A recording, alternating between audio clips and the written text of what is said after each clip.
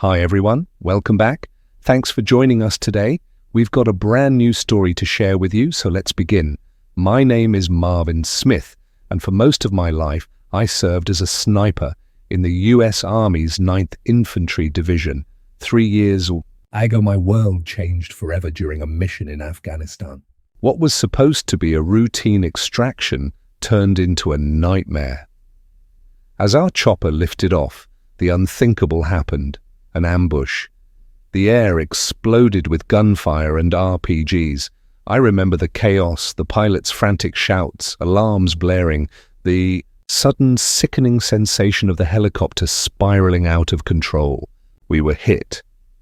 The last thing I saw before everything went black was the ground rushing toward us. When I woke up, I was in a field hospital, battered but alive. The doctors called it luck. My injuries were severe enough to end my career. I was medically retired. The army had been my life, my purpose. Losing it felt like losing a part of myself. I returned home to Amanda and Marge. Amanda had been my rock through the deployments, and Marge, my little girl, had grown into a young woman. They were my anchor, the reason I fought to push forward. But adjusting to civilian life wasn't easy. The physical pain was manageable. The mental scars were harder to shake. I felt adrift, like I didn't belong in this world anymore. That's when my older brother Brian stepped in. The entrepreneurial one in the family, he ran a successful construction business. He saw I was struggling and offered me a way forward. "Why don't we go into business together?" he said one evening over dinner. "We'll make it equal 50-50. You've got the discipline and leadership skills. I've got the business know-how. We'll make it work." It was a daunting prospect starting over, but Brian believed in me when I didn't believe in myself. We expanded his business, adding a security systems division, something I understood inside and out. It gave me a new purpose, a way to still protect people, just in a different capacity. The first year was brutal. There were moments when doubt crept in, when the weight of everything threatened to crush me. But Brian was always there, steady and unwavering. Slowly, the business grew. We built a solid team and earned a reputation for reliability. Now, 3 years later, we're thriving. I still keep my skills sharp. Every weekend I head to the shooting range, feeling the familiar weight of the rifle in my hands. It grounds me, reminds me of who I was. But no amount of target practice could have prepared me for what happened last Christmas. Over the months, I had noticed Amanda growing distant. She was quieter, withdrawn. I chalked it up to stress, the ups and downs of life. Marge, too, seemed to be slipping away, spending more time holed up in her room, barely speaking to me. I told myself it was just teenage years, normal, but deep down, I knew something was off. Then came the neighborhood barbecue, a picture-perfect afternoon. Kids were running around, the smell of grilled meat in the air, the sound of laughter and country music. I was standing by the cooler, talking with Brian when I saw her. Amanda was on the makeshift dance floor, swaying to a song, and she wasn't alone. Donald Brown, the town's golden boy, a former high school wrestler, now the local football team's quarterback. I never liked him. Something about the way he carried himself, like he owned the place. And there he was, his hands on my wife's waist, pulling her closer. I froze. My grip tightened around the bottle in my hand. Brian must have noticed because he put a hand on my shoulder. "Marv, don't do anything stupid," he warned, but his voice sounded distant, like I was underwater. Amanda laughed at something Donald said, tilting her head back the way she used to with me. Then she leaned in, and he kissed her right there in front of everyone. Something inside me snapped. I don't even remember moving, but suddenly I was across the yard, shoving people out of the way. Donald barely had time to turn before my fist collided with his jaw. He crumpled like a sack of bricks. The music stopped, conversations died, the air hung heavy with shock. "Marvin!" Amanda screamed, her voice sharp, panicked. But I didn't care. I grabbed her arm and pulled her away from the scene. "We're leaving," I growled, my voice low and steady. She struggled against my grip. "Let go of me," she shouted. But I held firm. My heart pounded, my vision tunneled. I didn't care about the stares, the whispers. My world was falling apart, and I wasn't about to let it unravel in front of everyone. When we got home, the dam broke.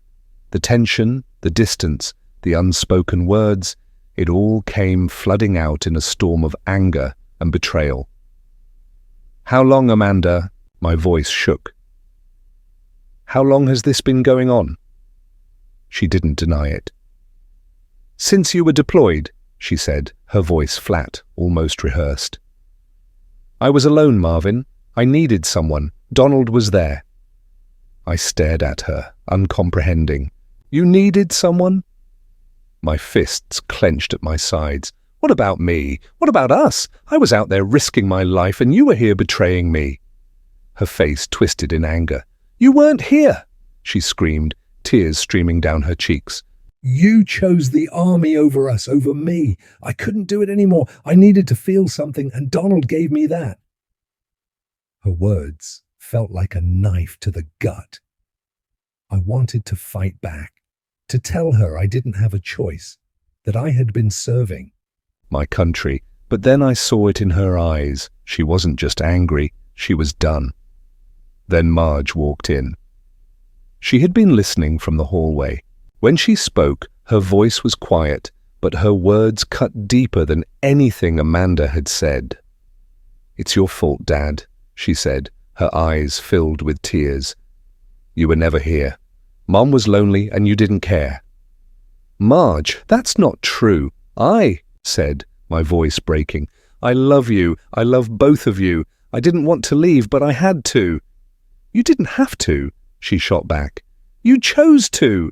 And now you're mad because Mum found someone who actually cares about her." I had no words. My own daughter, my little girl, was blaming me for this. The ground beneath me felt like it was crumbling. Later that night, the police arrived. Donald had filed a complaint. They arrested me for assault. Amanda and Marge stood there, silent, watching, as they led me away in handcuffs like I was a stranger. The next morning in court, Donald sat across the room, his jaw bruised, his lawyer painting me as a violent lunatic. Amanda and Marge sat beside him.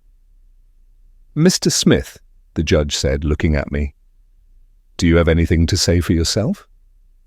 I stood, hands trembling.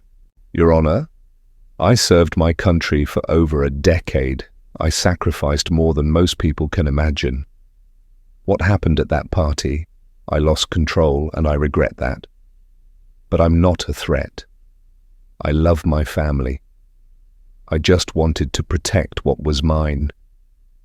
The judge studied me for a long moment before speaking. "Mr. Smith, I understand you've been through a lot, but violence is never the answer." The judge's words echoed in my mind. "I'm ordering you to attend anger management sessions. If you complete them successfully, we'll consider this matter resolved." I nodded, relief washing over me. At least I wasn't going to jail. But as I turned to leave the courtroom, Amanda's lawyer stepped forward and handed me a thick stack of papers. "What's this?" I asked, though I already knew. "Divorce papers," the lawyer said, his tone clipped. "Amanda is filing for full custody of Marge." I looked at Amanda, but she wouldn't meet my eyes. Marge stood beside her, staring at the floor, her arms crossed. I felt like I'd been sucker-punched all over again, but the final blow came next, the restraining order. They handed it to me right after the divorce papers, a one punch to the gut. I was being kicked out of my own home, barred from coming within 500 feet of Amanda or Marge. My home, the place I fought for, bled for, nearly died for. And now I wasn't even allowed to step foot inside, but I wasn't going to take it lying down, not anymore. That same day I called my mother. The house we lived in wasn't in my name, it was hers. She'd let us stay there rent-free while I was deployed, and Amanda had been living there ever since. But now, that was going to change. "Mum," I said, my voice steady but firm. "I need your help." "Marvin, what's wrong?" she asked, immediately concerned. I took a deep breath and told her everything, the affair, the fight, the restraining order, the divorce papers. She listened quietly, and when I was done, there was a long pause. "Marvin, I'm so sorry," she said finally. "I had no idea things were this bad." "They're worse," I said, my voice tight. "But I'm not going to let them walk all over me. Mom, I need you to tell Amanda to vacate the house. She's got 1 week to get out." There was another pause. "And for what?" A moment, I thought she might argue, but then she sighed. "All right, Marvin, I'll call her. It's my house, and if this is what you need, I'll make it happen." "Thank you, Mom," I said, relief flooding through me. "I'll handle the rest." The next morning, my phone rang. It was Amanda. I almost didn't answer, but curiosity got the better of me. "Marvin!" she screamed the moment I picked up. "How dare you! Your mother just called and told me to get out of the house. What the hell is wrong with you?" I didn't even let her finish. "You made your choice, Amanda," I said coldly. "Now live with it." And then I hung up and blocked her number. Not even 5 minutes later, Marge called. I hesitated for a second before answering. She was still my daughter, after all. But the moment I heard her voice, any hesitation vanished. "Dad, how could you do this to us?" she shouted, her voice trembling with anger. "Mum's crying, and now we have to move out. You're such a jerk." "Marge," I said, my voice firm but calm. "You and your mother made it clear where you stand. You chose Donald over me, so don't act surprised when I stop playing nice." "You're such a—" she started. But I didn't let her finish. I hung up and blocked her too. It hurt. God, it hurt. But I wasn't going to let them drag me down anymore. If they wanted to burn bridges, fine. I'd light the match myself. I was staying. At Brian's place, trying to piece my life back together when they showed up. Amanda and Marge were pounding on the door, loud and insistent, like they were trying to break it down. "Marvin, open the door!" Amanda shouted. "You can't just throw us out on the street. You owe us." "Dad, you're being such a jerk," Marge yelled, her voice cracking with anger. "You can't do this to us." I didn't move. I stood there, my jaw clenched. My hands balled into fists. They wanted money. They wanted a house. They wanted me to fix everything, even after they turned their backs on me. But I wasn't playing their game anymore. Instead of opening the door, I called the cops. "There are 2 people outside my brother's house causing a disturbance," I told the dispatcher. "They have a restraining order against me, and now they're here. I need them removed." The cops arrived within minutes. I watched through the window as they pulled up, their lights flashing. Amanda and Marge were still at the door, still yelling, but they stopped when the officers approached. "Mom, is there a problem here?" one of the cops asked Amanda. "Yes, there's a problem," she snapped, pointing at the door. "My husband is in there and he's trying to kick us out of our home. He owes us." The cop knocked on the door, and this time I answered. "Sir, can you step outside, please?" he asked. I shook my head. "Officer, there's a restraining order against—" "Me? I'm not supposed to be near these 2. I called because they're harassing me." The cop nodded and stepped inside, closing the door behind him. I explained the situation. The divorce? The restraining order? The fact that I wanted no contact with Amanda or Marge? He listened carefully, then went back outside to talk to them. "Ma'am, you need to leave," he told Amanda. "There's a restraining order in place, and you're violating it by being here." "What?" Amanda shouted, her face turning red. "He's the one who's supposed to stay away from us." "Ma'am," the cop interrupted, his voice firm, "you need to leave now or I'll have to take you in." Amanda glared at him, then turned her fury back toward the house. "This isn't over, Marvin," she screamed. "You think you can just throw us out and walk away? I'll teach you a lesson you'll never forget." Marge was crying now, hugging at Amanda's arm. "Mum, let us just go," she pleaded. The cops escorted them to their car, and I watched from the window as they drove off. My heart pounded, my hands shook, but I felt a strange sense of relief. They were gone for now, but Amanda's words echoed in my mind. "I'll teach you a lesson." I didn't know what she meant, but I knew one thing for sure. This wasn't over, not by a long shot. I stared at Brian for a long moment, then smiled again. "You're a good brother, Brian," I said, my voice thick with emotion. "I love you." He nodded, his eyes glistening. "I love you too, Marv. Now get some rest. We've got a lot of work to do." The cops showed up at the hospital not long after I woke up. 2 officers, one older with a grey moustache, and the other younger, looking like he just graduated from the academy. They pulled up chairs next to my bed and started asking questions. "Mr. Smith, can you tell us what happened?" the older officer asked, his voice calm but firm. I winced as I shifted in the bed, the pain in my ribs flaring up. "I was leaving the bar," I said, my voice rough. Next thing I know, I'm on the ground and 5 guys are kicking the hell out of me. "Did you see who they were?" the younger officer asked, leaning forward. I shook my head slowly. No, it all happened too fast. I just remember there were multiple men, that's it. The older officer nodded, jotting something down in his notebook. "You weren't robbed," he said, more of a statement than a question. "Wallet, phone, everything was still on you when we found you. Doesn't seem like a random attack." I chuckled, though it hurt like hell. "You think they wanted to kill me or just hurt me real bad?" The younger officer glanced at his partner before answering. "That's what we're trying to figure out." "Mr. Smith, do you have any enemies?" "Anyone who might. Want to hurt you?" I looked at him for a long moment, then smiled faintly. "Well, my wife threatened me just yesterday right in front of one of your officers. You can check his body cam if he had it on." The older officer nodded again. "We've already seen the footage. We questioned your wife, but she claimed she was with her daughter at the time of the attack." I raised an eyebrow, my smile turning bitter.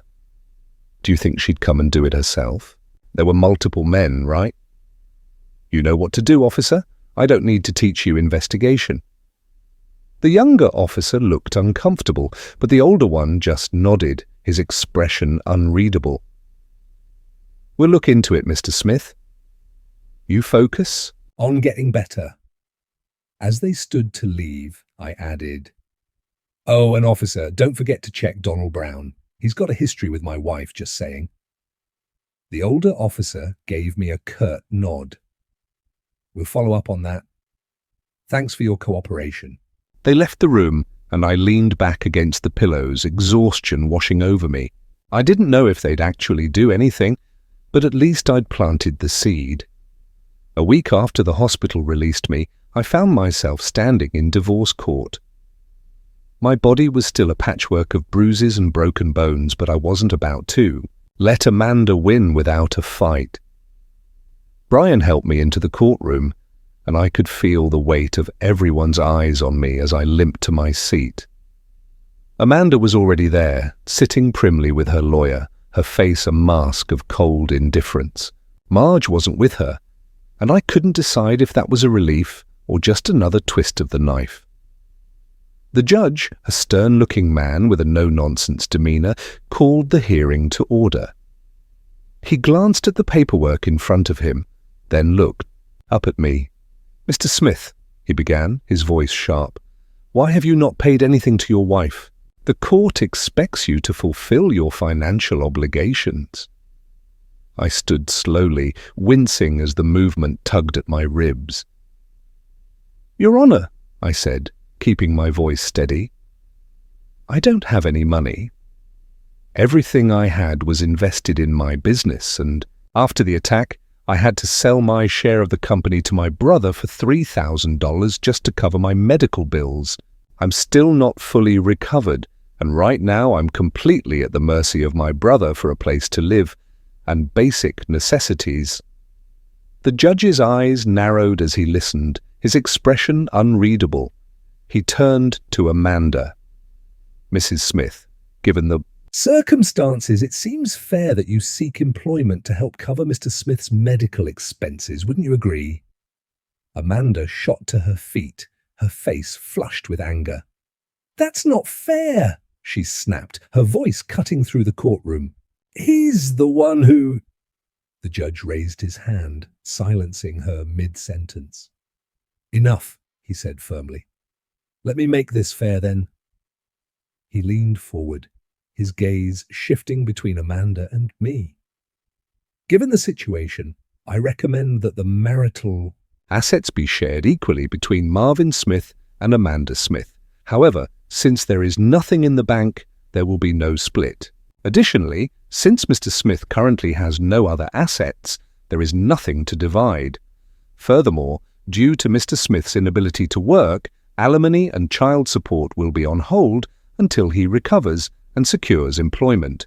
Payments will begin 6 months after he starts working." He paused, his eyes locking on to Amanda. "Now, Mrs. Smith, does that seem fair to you?" Amanda opened her mouth to protest, but the judge cut her off with a sharp look. "The divorce is granted," he said, his tone final. He brought the gavel down with a loud crack, the sound echoing through the courtroom. I sank back into my seat, a strange mix of relief and exhaustion washing over me. It wasn't a victory, not really, but it was the best outcome I could have hoped for under the circumstances. Amanda shot me a glare as she stormed out of the courtroom, but I didn't care. For the first time in months, I felt like I could breathe again. The fight wasn't over, I knew that, but for now, I'd take the small wins where I could get them. Amanda had gotten a taste of karma, and while it wasn't everything I wanted, it was enough to keep me going. But Donald, he was a different story. He'd been the one to orchestrate the attack that left me broken in that hospital bed. He'd been the one to take everything from me, piece by piece. And now it was his turn to pay. I sat down with Brian one evening, the two of us in his dimly lit living room. The TV was off, and the only sound was the faint hum of the refrigerator in the kitchen. I laid out my plan, every detail, every step. Brian listened quietly, his face growing more serious with each word.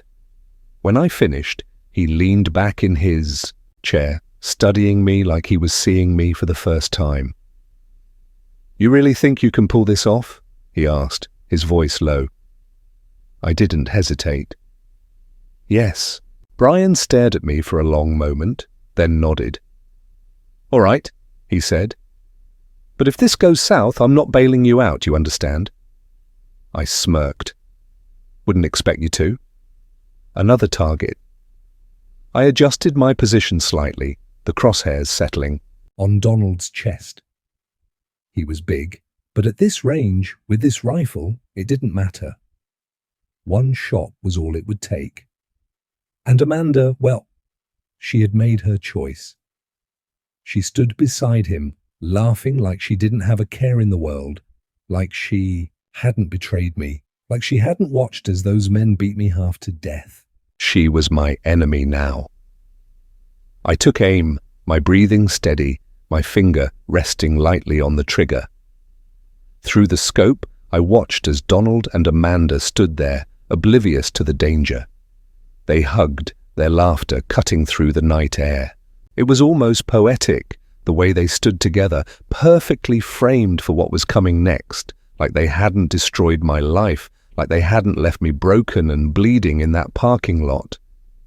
I held my breath, my focus narrowing to the crosshairs. Then I squeezed the trigger. The Barrett roared, the sound echoing through the woods like a thunderclap. The recoil slammed into my shoulder, but I barely felt it. Through the scope, I saw my work. Donald and Amanda crumpling to the ground, their laughter silenced forever. Quick, clean, just as I had planned. But my job wasn't done yet. The bullet, the only piece of evidence that could link me to this, was still out there. I had to find it. Moving methodically through the woods, I kept my approach silent. The area was deserted, just as I had hoped. I knew the trajectory, the path it had taken after passing through them. They had been standing near the swimming pool, positioned so the bullet would end up in the water. Perfect. I reached the pool, my eyes scanning the water until I saw it, resting at the bottom, glinting faintly in the moonlight. Without hesitation, I slipped in. The cold water bit at my skin as I dove down, my fingers closing around the bullet. I surfaced quickly, climbing out with practiced efficiency. No one saw me. No one even knew I had been there. I didn't look back at the mess I had created.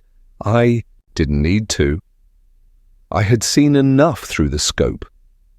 With my rifle slung over my shoulder, I walked away, my clothes dripping, the bullet clenched in my fist.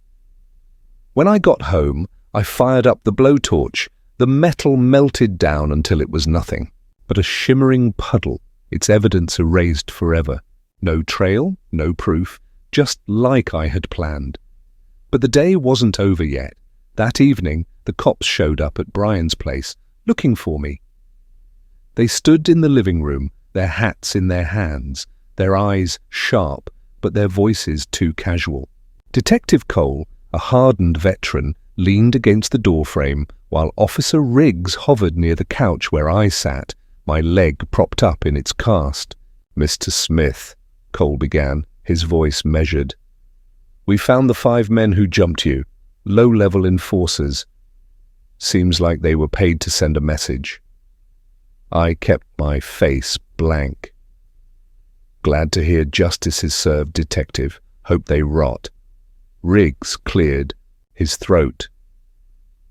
"Where were you all day today, Mr. Smith?" I gestured at my leg, the bruises still mottling my arms. "Where do you think? I'm still recovering. Can't exactly go for a jog." Cole's gaze didn't waver. "Your wife and Donald Brown were found dead at his farmhouse a few hours ago. Single gunshot wound each, clean, professional." He paused. "Looks like a sniper did it." I raised an eyebrow. "A sniper, huh?